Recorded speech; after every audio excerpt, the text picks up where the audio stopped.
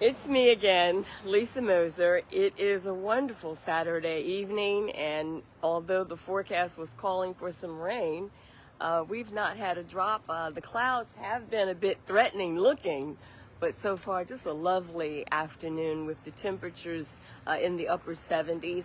I'm downtown Statesville. Behind me is the Confederate statue right in front of the historical courthouse and old jail here in Statesville. And for those of you who are not familiar with some of the early African-American history, let me tell you that in the late 1700s and early 1800s, this was really a central area for the slave trade. And on this very lot, it was the auctioning block where many Africans and African Americans were auctioned off on Friday afternoon and Saturdays. So some amazing history here. I am, of course, focused on the freedom of African Americans after emancipation, and the tour that I do starts about 4 blocks from this vicinity. But there's a lot of history here in the downtown Statesville area.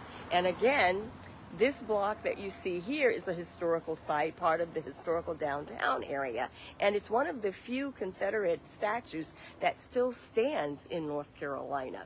Again, this also marks the area of where the auction blocks were for black people that were traded in the slave market. Statesville was a large slave hub in the late 1700s and the early 1800s.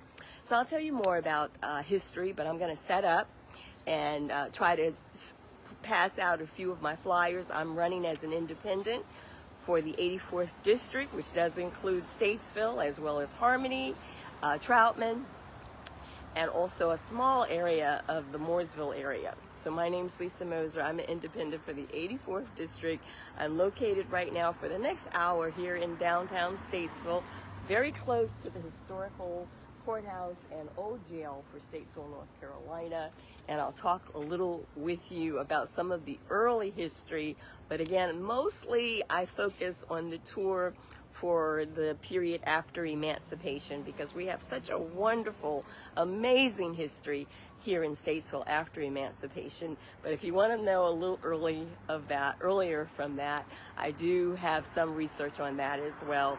Again, Statesville at that time, as a major slave trade hub, was the 6th largest city in all of North Carolina. So some interesting facts, and if you have some questions, just stop by my truck. I'm going to be passing out my flyer, tell you a little bit more about why I'm running, and supportive of cultural diversity and supportive of making Statesville's Black Historic District an ideal preservation location with funding that's going to be an empowerment for many programs, education that will benefit all our youth and for many generations to come.